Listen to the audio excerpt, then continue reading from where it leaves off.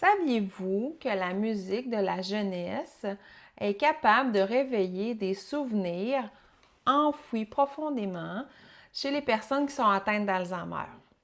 La musique d'antan a un super pouvoir. C'est étonnant. La musique est capable de réveiller des souvenirs que même Alzheimer n'arrive même pas à mettre en mode silencieux. Dans cette vidéo, vous allez découvrir comment la musique, le chant et la danse deviennent des véritables alliés pour apporter plus de joie, d'apaisement et de connexion avec vos proches que vous accompagnez au quotidien. Je vais vous partager des méthodes simples qui vous permettront de stimuler le cerveau de vos proches grâce à des moments musicaux remplis d'émotions que vous allez avoir avec eux. Ne manquez pas les astuces concrètes pour transformer votre accompagnement et offrir une meilleure qualité de vie aux personnes touchées par l'Alzheimer. Je suis Caroline, j'ai accompagné mon père dans les différentes étapes de l'Alzheimer et j'ai appris à communiquer avec lui au-delà des mots, entre autres par la musique, le chant et la danse. Et je vous partage mon activité top 1 car mon intention, c'était toujours d'avoir un bon moment avec lui, de connexion, de joie. À chaque fois que j'allais le voir, je partais la musique et on chantait, on dansait ensemble et c'était génial les moments qu'on pouvait passer et partager. Alors, je vais vous présenter aussi les bienfaits concrets de la musique qu'elle peut apporter à vos proches et aux personnes atteintes. Alors, je vais vous expliquer comment la musique peut aider à réveiller des souvenirs, calmer l'anxiété et améliorer votre vie avec eux. Alors, vous allez voir comment la musique peut être un outil très précieux pour accompagner vos proches et les patients, les résidents. Je ne vous cacherai pas que la maladie d'Alzheimer touche des millions de personnes dans le monde, beaucoup de familles, puis affecte vraiment la mémoire et les capacités de la personne. Ça touche beaucoup de gens, beaucoup de familles, les aidants au quotidien, les proches aidants. C'est pourquoi il est important de découvrir des moyens simples, agréables pour soutenir ces personnes. Aujourd'hui, je plonge avec vous dans l'univers de la musicothérapie pour voir comment utiliser des chansons françaises, québécoises, afin de créer du lien ensemble avec des personnes qui sont touchées par la maladie d'Alzheimer. Il y a des ateliers où on chante, on improvise, on danse, alors qui ont montré que ça favorise la créativité et aide à réactiver des souvenirs oubliés. La musique peut aussi apporter un calme intérieur et aider à mieux gérer les émotions, un vrai soulagement pour ceux qui vivent avec cette maladie et pour ceux aussi qui les accompagnent parce que c'est pas évident de trouver des activités qui sont stimulantes et qu'on peut partager ensemble. Un point très important est que la musique de la jeunesse a un super pouvoir pour évoquer des souvenirs anciens. C'est un phénomène qu'on appelle la réminiscence musicale. Il y a des chercheurs comme Hervé Platel qui ont observé que les chansons apprises dans la jeunesse restent profondément ancrées dans la mémoire des personnes. Ça dure jusqu'à la fin, même quand les autres souvenirs s'effacent. Ça fait beaucoup que la musique est un moyen privilégié et spécial pour réveiller les beaux moments passés et favoriser la communication et la bienveillance avec nos proches. La musique de la jeunesse, c'est un peu comme un mot de passe secret. Elle déverrouille des souvenirs qu'on croyait jusqu'à présent perdus. La musique a ce pouvoir unique de parler au cœur et à l'esprit. Pour une personne qui est atteinte d'Alzheimer, écouter, chanter peut devenir un moment de joie et de connexion, parfois même quand les paroles sont moins présentes, sont disparues un peu plus. Par exemple, certaines personnes ne peuvent plus parler, mais retrouvent leur voix en chantant leur chanson préférée. C'est un vrai petit miracle qui allume la journée quand ça arrive avec des gens. En plus de réveiller des souvenirs, la musique peut aussi apaiser le stress et la tristesse que les personnes peuvent ressentir.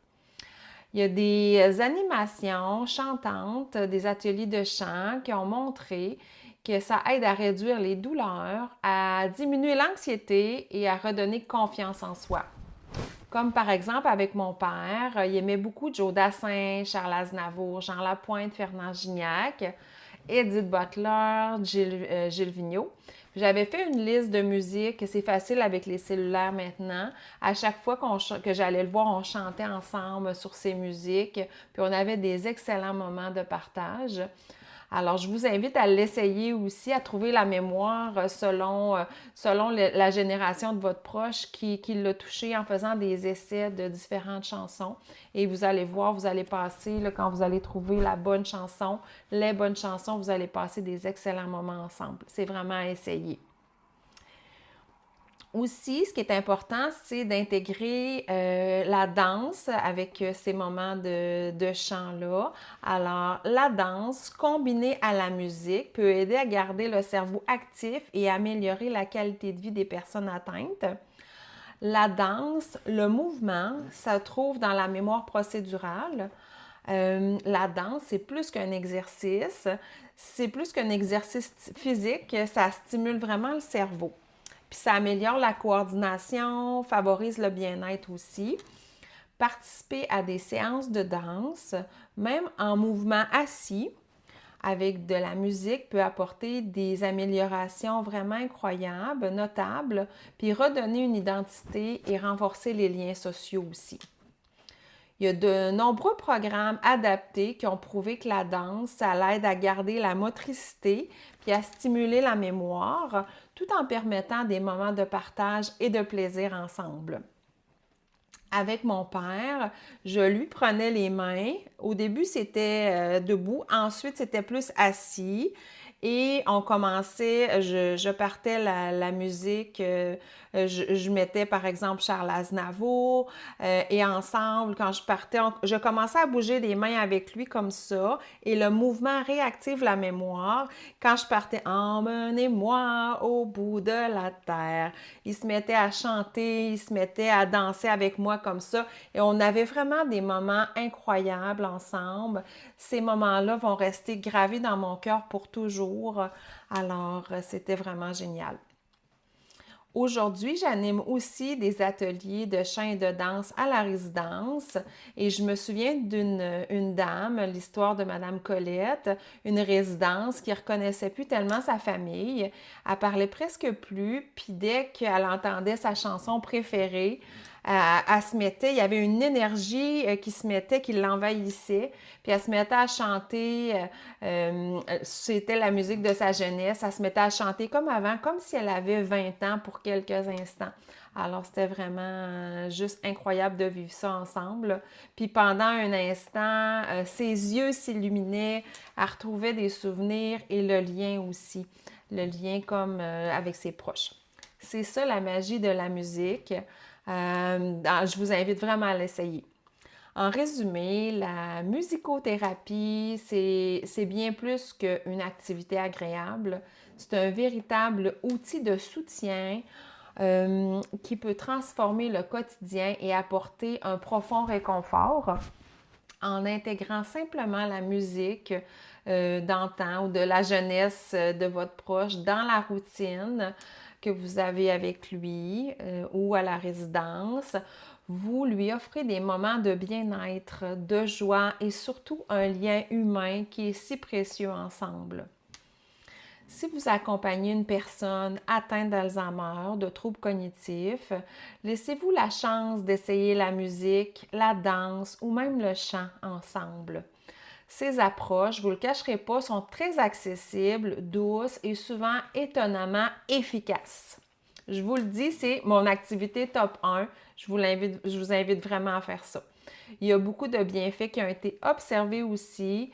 Moins d'anxiété, plus de sourire, une meilleure connexion ensemble avec vos proches et avec les soignants aussi.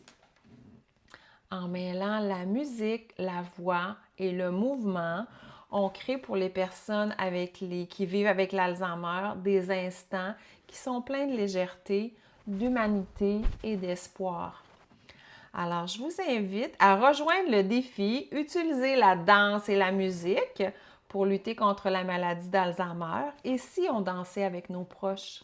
Je vous invite à relever le défi et à liker mon vidéo si ça vous a plu aujourd'hui et à vous abonner à ma chaîne pour avoir plus de conseils et d'idées pour accompagner au mieux les personnes qui sont atteintes d'Alzheimer et aussi accompagner leur famille.